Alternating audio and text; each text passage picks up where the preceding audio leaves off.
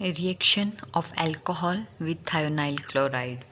Alcohol को हमने last lectures में देखा कि अल्कोहल है वो हेलोजन एसिड्स के साथ रिएक्ट करके अल्काइल हैलाइड बनाता है, फॉस्फोरस हैलाइड के साथ रिएक्ट करके अल्काइल हैलाइड बनाता है। सिमिलरली अल्कोहल्स है वो थायोनाइल क्लोराइड के साथ रिएक्ट करके भी क्या बनाता है, अल्काइल क्लोराइड या स्पेसिफिक है हैलाइड।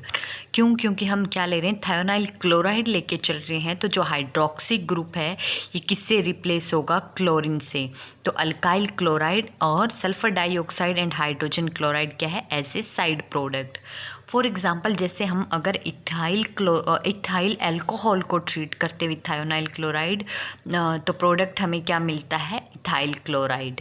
तो अब इस केस में क्या होता है, हमेशा थायोनाइल क्लोराइड के साथ अल्कोहल की जो रिएक्शन होती है वो बेस की प्रेजेंस में होती है। और बेस नॉर्मली कौन सा लेते हैं हम, टर्शरी अमीन। टर्शरी अमीन यानी कि R3N।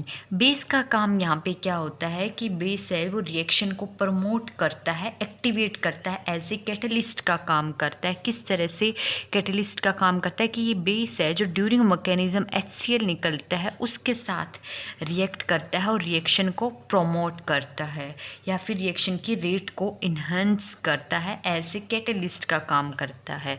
यानी कि अल्कोहल की रिएक्शन है थायोनाइल क्लोराइड के साथ, वो इन प्रेजेंस ऑफ बेस होती है, बेस ऐसे कैटलिस्ट का काम करता है। अब इस केस में आता है कि यहाँ पे हमें बेस की ज़रूरत क्यों पड़ी और इस रिएक्शन का मैकेनिज़्म क्या है। तो मैकेनिज़्म में क्या होता है, सबसे पहले सेम पैटर्न चलेगा जैसा फॉस्फोरस पेंटाहालाइड या फिर फॉस्फोरस ट्राईहालाइड के केस में था। मैकेनिज़्म में सबसे पहले जो यहाँ पे अल्कोहल है और अल्कोहल में ऑक्सीजन पे क्या है, लोन पेयर। क्लियर है। अब थायोनाइल क्लोराइड में भी सल्फर पे क्या है, दो chlorine highly electronegative, oxygen electronegative atom होने की वजह से यहाँ सल्फर क्या है, एक तरह से इलेक्ट्रॉन डेफिशिएंट सेंटर है। सल्फर इलेक्ट्रॉन डेफिशिएंट सेंटर है तो यहाँ पे बेस की प्रेजेंस में थोड़ा डिफरेंट होगा मैकेनिज्म। किस तरह से कि पहले H क्या करेगा, एज ए H पॉजिटिव निकलेगा और यहाँ से अपने इलेक्ट्रॉन इस ऑक्सीजन के टुवार्ड्स देगा।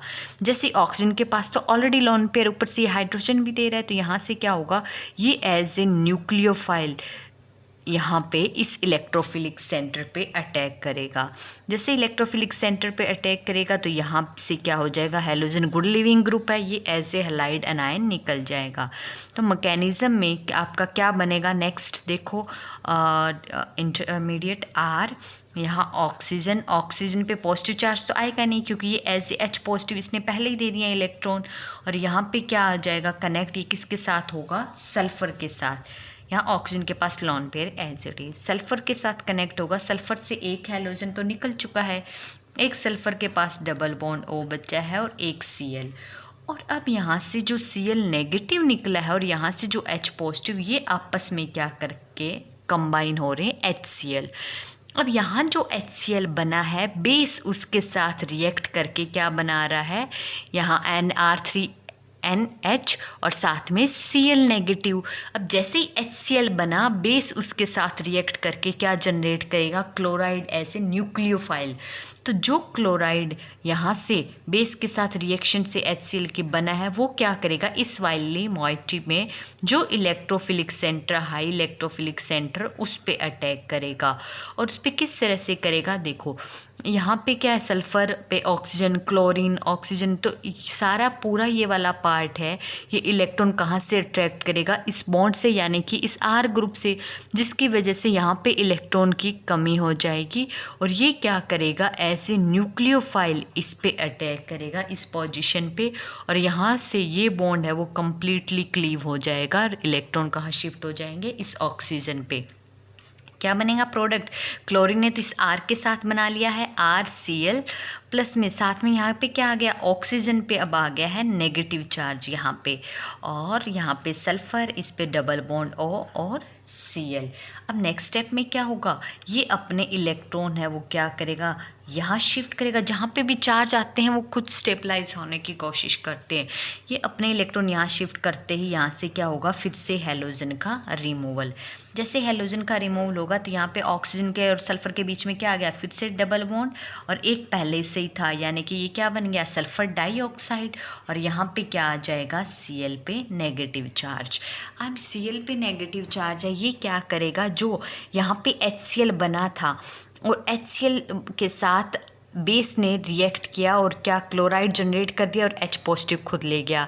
एट द एंड फिर से क्लोराइड रीजनरेट हो गया है, तो ये क्या करेगा, अब इस वाले पार्ट से फर्दर अपना H ले लेगा और क्या as a HCl side product निकल जाएगा, और जो बेस है वो फिर से क्या हो जाएगा, R3N रीजनरेट हो जाएगा। यानी कि यहाँ पे टर्शरी अमीन क्या कर रहा है, ऐसे कैटलिस्ट का काम कर रहा है, बेस जस्ट रिएक्शन को प्रमोट कर रहा है bye reacting it with HCl, क्योंकि HCl के साथ जब रिएक्ट करेगा तभी तो यहाँ पे क्लोराइड एनायन जनरेट होगा और वो एज ए न्यूक्लियोफाइल इस पार्ट पे अटैक करेगा, तभी यहाँ पे अल्काइल हैलाइड की फॉर्मेशन होगी। तो इस तरह से हम अल्कोहल की थायोनाइल क्लोराइड के साथ रिएक्शन करते हैं तो वहाँ पे अल्काइल हैलाइड की फॉर्मेशन होती है। हाइड्रोक्सी ग्रुप है वो हैलोजन से रिप्लेस होता है, या फिर आप कह सकते हो यहाँ पे CO बॉन्ड की क्लीवेज होती है। तो इस तरह से हमने ये देखा कि अल्कोहल्स की वो reactions which involving the cleavage of CO bond कौन कौन सी थी, जहाँ पे एक ही तरह की रिएक्टेंट सेम अल्कोहल्स प्रोडक्ट क्या बन रहे हैं, alkyl halide just nucleophilic substitution reaction हो रही है।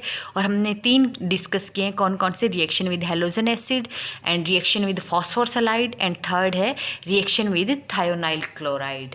क्लियर है। नेक्स्ट लेक्चर्स में हम डिस्कस करेंगे थर्ड टाइप की रिएक्शन, यानी कि reactions involving both alkyl and hydroxyl group of alcohols.